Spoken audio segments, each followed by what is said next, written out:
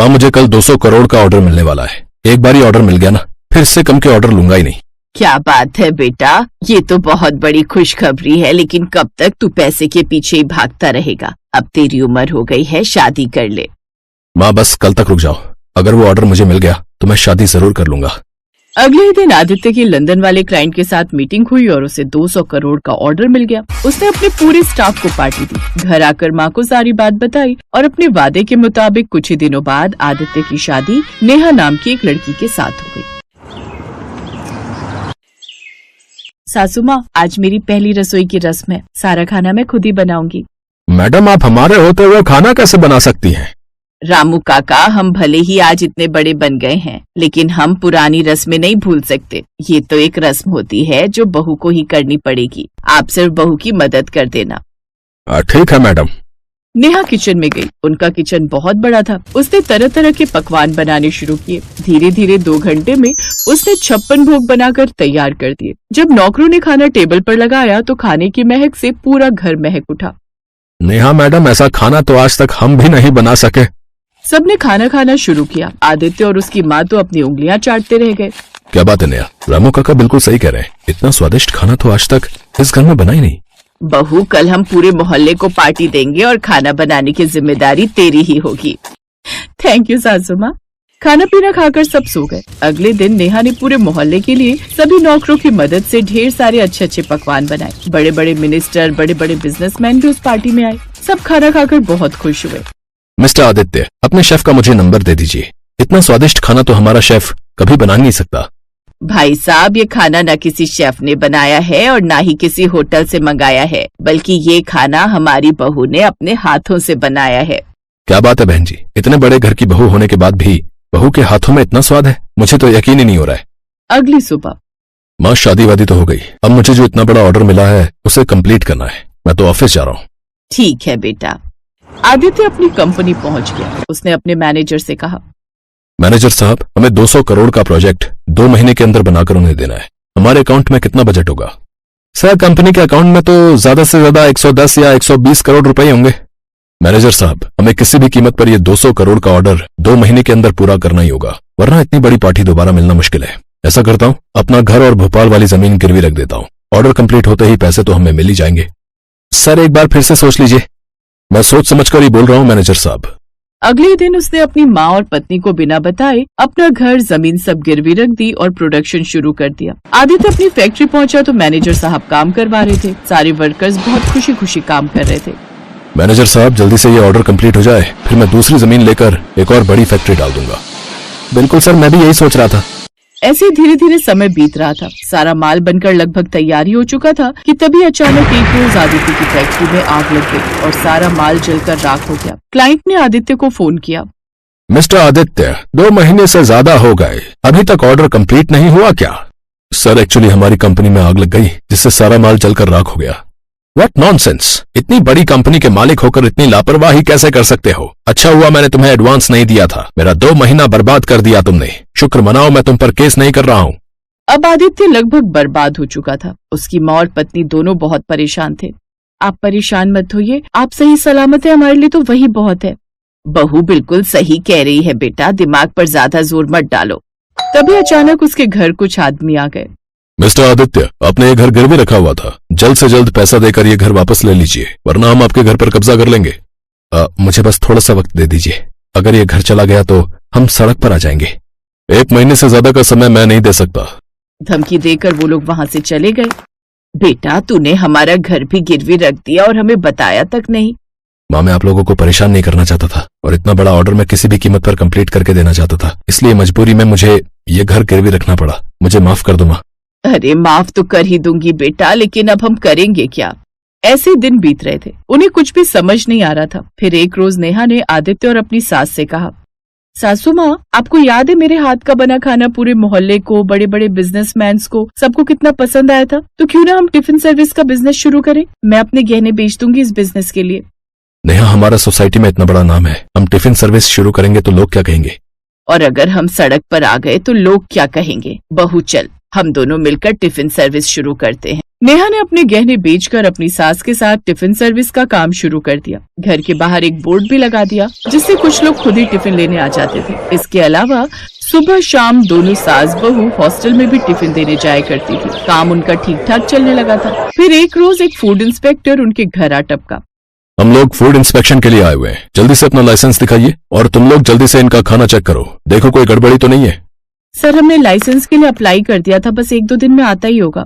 उसके आदमियों ने खाना चेक किया और कहा, सर इनके खाने में तो कोई प्रॉब्लम नहीं है, सब कुछ ठीक है, लेकिन बिना लाइसेंस के आपने टिफिन सर्विस शुरू कर दी। जल्दी से 2 लाख जुर्माना निकालिए वरना ये बिजनेस सील करना पड़ेगा।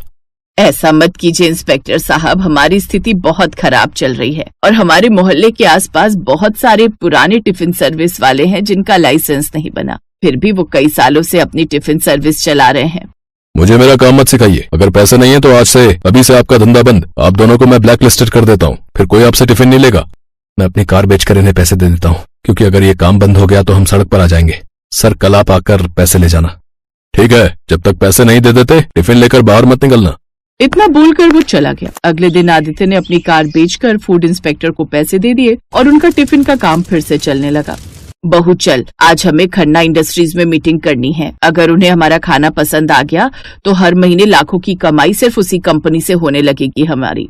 सासू माँ, उन्हें हमारा खाना जरूर पसंद आएगा। आदित्य जी, आप तब तक लाइसेंस उठा लाइए, बन ही गया होगा।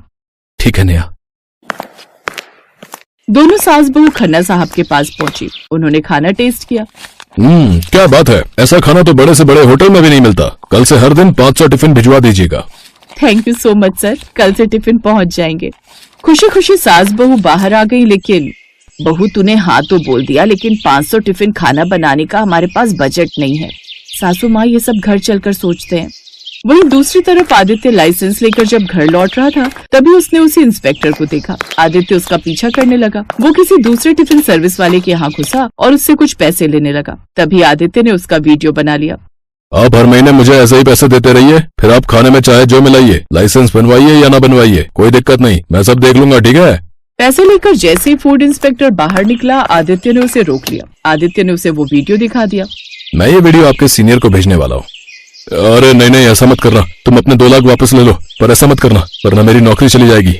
आदित्य उससे 2 लाख रुपए लेकर घर आया और सारी बात अपनी माँ और बीवी को बताई। उन्हीं पैसों से दोनों सास बहू ने 500 टिफिन का ऑर्डर पूरा किया। कुछ ही महीनों में गिरवी पड़ा घर वापस ले लिया और सास बहू का टिफिन सर्विस हर जगह फेमस हो गया। आदित्य भी दिन रात मेहनत करता रहा और उसने अपनी कंपनी एक बार फिर से खड़ी कर ली।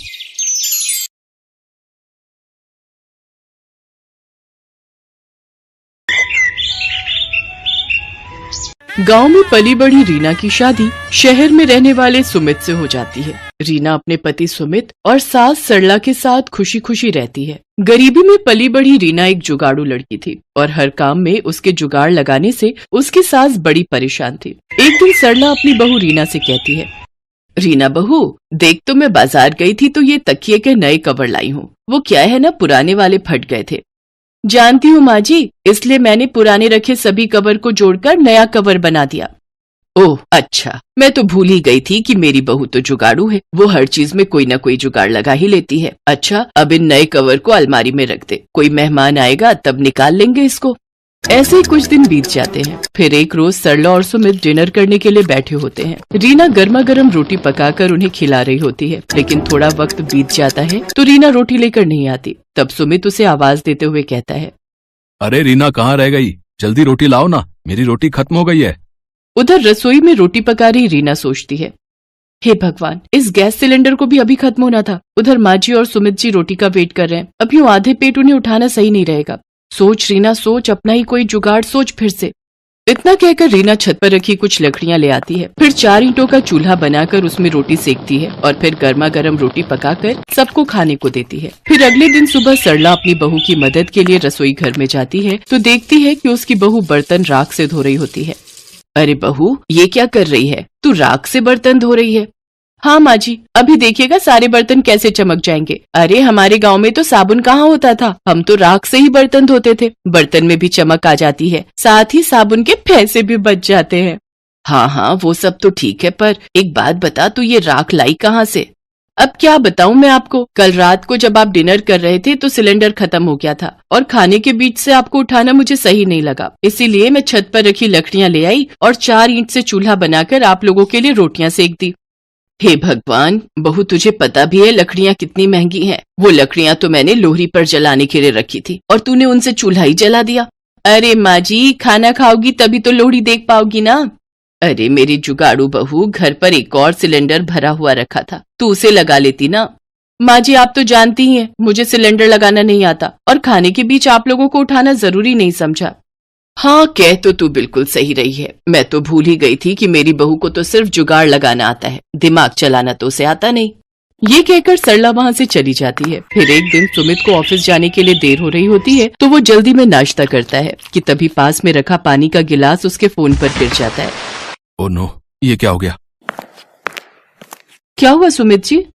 मेरे फोन में पानी चला गया है और अब ये 1 हफ्ते के लिए बंद हो जाएगा। मेरी तो इम्पोर्टेंट मीटिंग्स थी, साथ ही मुझे अपने क्लाइंट्स को कॉल भी करना था। कुछ समझ में नहीं आ रहा है कि क्या करूं। आप चिंता मत कीजिए, मैं आपका फोन 1 दिन में ठीक कर दूंगी, तब तक आप मेरा फोन इस्तेमाल कर लीजिए। क्यों, तुम क्या 1 दिन में कोई जादू करने वाली हो क्या? अच्छा मुझे देर हो रही है, तुम जल्दी अपना फोन दो, मैं उसमें अपनी सिम लगा लेता हूँ। सुमित के ऑफिस जाते ही रीना उसके फोन को आटे के कनस्तर में डाल देती है। अगले दिन रीना सुमित को उसका फोन देती है तो वो जैसे ही फोन ऑन करता है तो वो पहले की तरह ही काम करना शुरू कर देता है।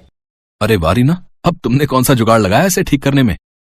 जी आपके फोन में थोड़ा पानी चला गया था, इसलिए मैंने इसे सुखा दिया आटे के कनस्तर में डालकर। इसी तरह से रीना हमेशा किसी न किसी तरह अपना जुगाड़ लगा ही देती थी और अपने घर वालों की मदद किया करती थी। ऐसे ही कई महीने बीत जाते। फिर एक दिन सरला मच्छरों को भगाने के लिए कछुआ छाप का धुआं सारे घर में कर देती है, जिससे कि सुमित का गला बंद हो जाता है और वो कुछ बोल नहीं पाता। सुमित जी आज संडे है, बताइए तो आज आपके लिए खाने में क्या बनाऊं? सुमित कोई जवाब नहीं देता। कब से पूछ रही हूँ, आप कुछ बोलते क्यों नहीं?